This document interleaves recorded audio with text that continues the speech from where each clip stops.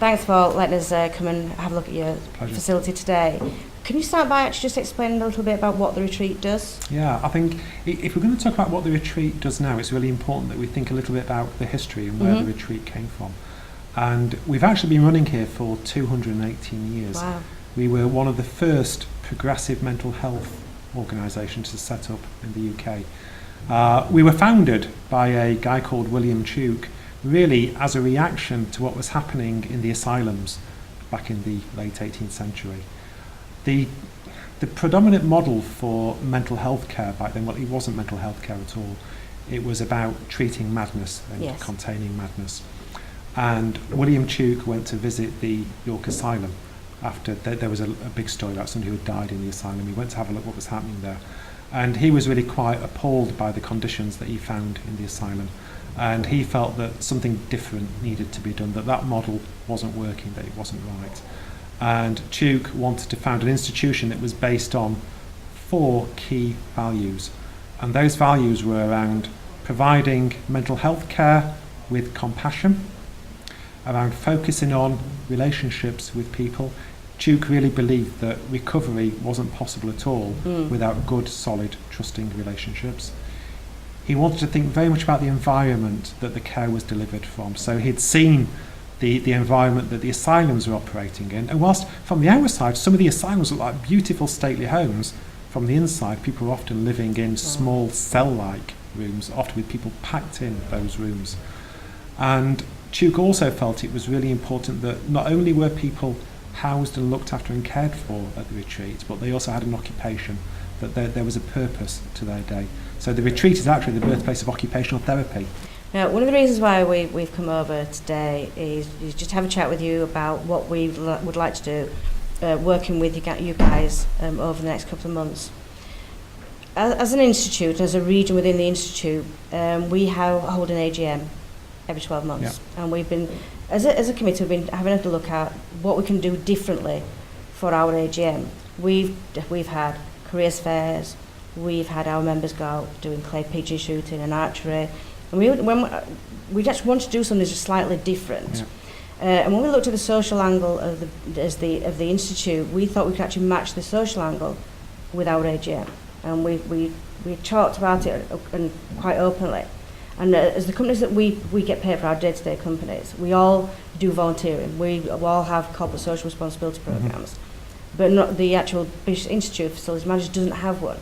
So what we would like to do is to be the trailblazers really for the institute, and actually work with you guys for our AGM, and come down and see you on the 8th, 9th and 10th of October, hold our AGM here, and then get a team of people together and actually do some work on some of the areas that you've got. Now, speaking to Peter, who's nicely shown us around with Emma, we've looked at your charity shop, which needs lots of work. It does. Massive amount of work. It's got lots of potential. It has some fantastic potential. So we want to have a look at your shop, your library, and then there's some other areas that we'd like to actually pick up on as well. Yeah. We've had a look at your Pets Corner. Your Pets Corner is absolutely fantastic, but it just needs a bit of oomph and colour. And I think this is where we as facilities managers can actually really help you with that. We've got the expertise.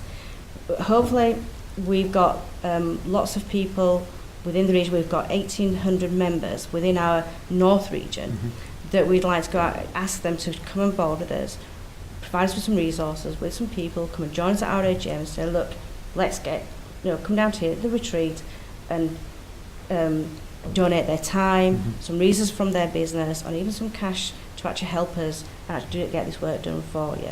How does that sound to you? It sounds absolutely remarkable. And that kind of support can absolutely transform some of the work that we do here. The charity shop, it's not just a shop that we put staff in to serve people outside. The people that work in the charity shop are often patients at the retreat. We use the charity shop, it's part of our recovery college. Yes. We can provide training in there, volunteering opportunities in there, customer services, skills training in there. It's a great way for some people who are spending a significant period of time in hospital to get out of their unit, to do something practical, to go back to what Chuk talked about 200 Yes. years ago, to have an occupation, to have a purpose. I mean, there's lots of elements, again, walking around and doing the tour with your guys. The enthusiasm is absolutely amazing. And we've looked at the garden that they've got. Yeah. We've looked at the charity shop that you've got, and the ideas about how to bringing those two together so that you grow your own products in the garden. Yeah. We can make better use of the charity shop Yes. for you, so you can actually sell those products in your charity shop, again, create better revenue stream for you. And actually, so it actually helps then with with your residents as well, and plough that money back in to help their recovery. There's so much potential for the shop, because you won't see it on this film, but the shop is on a main thoroughfare between the York University and the town. We have a constant stream of people walking past that shop. Yes. We just need to make it attractive enough to grab their interest, to bring them in. Not only can we then sell things to generate income to support our work, but we can also introduce people from the outside to the work that we're doing Yes. here, to get people mixing together so that people who are recovering from mental illness are not cut off and separate from the rest of the community. It's a great piece of work. I'm really, really looking forward to working with you. Thank you. Thank you. I am so excited about this project that we've now agreed to do. I think having the meeting that we had at the Hilton and coming up with a social responsibility project, first in the North region, first for BIFM, is just absolutely brilliant. Totally agree with that. Really looking forward to it.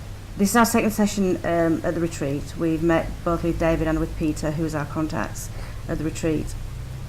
What would you see, and thank you for agreeing to be a project manager for this. No problem.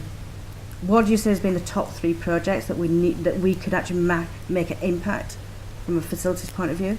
I think we've got to look at the retreat in general. The retreat itself is absolutely lavished in history from its outset, and actually the way they work with the residents to develop the focus on getting them back into the community. The 3 real focus areas for us has been obviously the library. It's a zone of help and learning and development. It's in poor condition, it's old, it's in bad state of repair. So we need to focus on that, bring that up and help them develop and give them a learning space that's got the right colour, the right zone and the right fabric. Sounds a bit poor for a bloke to say that, but I think it's the right thing for us to do in terms of giving them the right environment for them to learn in. They've got a fantastic coffee shop which they use for the residents themselves.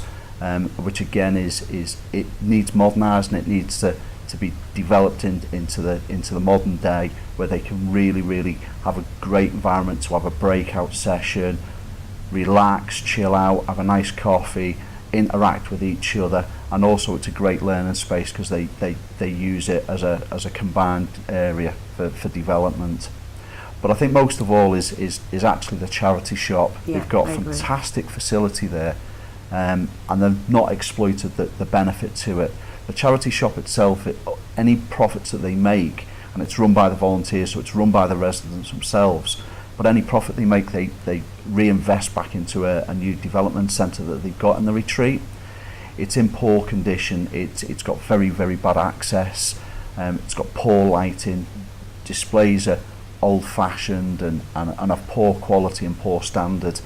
And also the range of products. They've got fantastic on-site facilities for baking and cooking, and an amazing vegetable garden for organic products. And the whole point of developing the charity shop is that we can exploit that. The retreat itself is very close by to a local college, and students, being students, are very organic and into organic foods. And because they use the retreat as a walkthrough, I think if we can exploit that, that'll improve the revenue generation that we're getting from the retreat and from the charity shop, and help them reinvest back into the new development centre and really drive forward sales and drive forward a real step change for them. So I'm really excited about them 3 areas. They're the 3 focus areas for me. think walking around this site as well, and you notice on the walls and in this room where we are here now, there's so much artwork that's been done by the residents, and photography as well. They've got some fantastic photography pieces.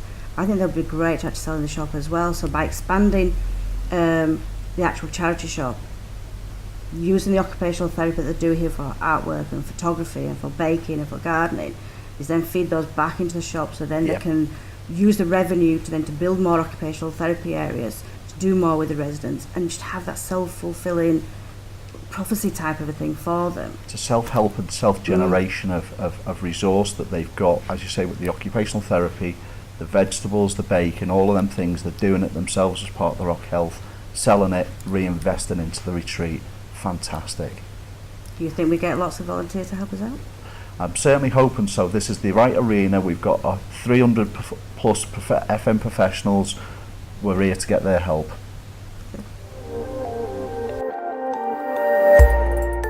So now it's over to you guys. On your tables you've all got a declaration of interest card. What we'd like you to do is to offer your services, not just money. We don't just want your cash. We need your help, we need your resources to come down, take part. As we said earlier, our AGM will be held on the 9th of October and it'll be held here in the retreat. Following the AGM, we will then be coming in, completing the projects that Mark's going to manage. But we need resources, we need paint, we need blinds, we need electricians, we need plumbers, plasterers, decorators, any help you can give us to help bring these areas so it's more fulfilling for the residents here. We've got the expertise that's actually sat there in the room now could actually rebuild the whole building for these people. But all I want to do is to refresh, rebuild, and make the occupational therapy more interactive and help to create an extra revenue within the charity shop. Your input will make a difference to hundreds of lives and a massive community. Please give generously, support us. Come on, don't be shy, help us out. Thank you.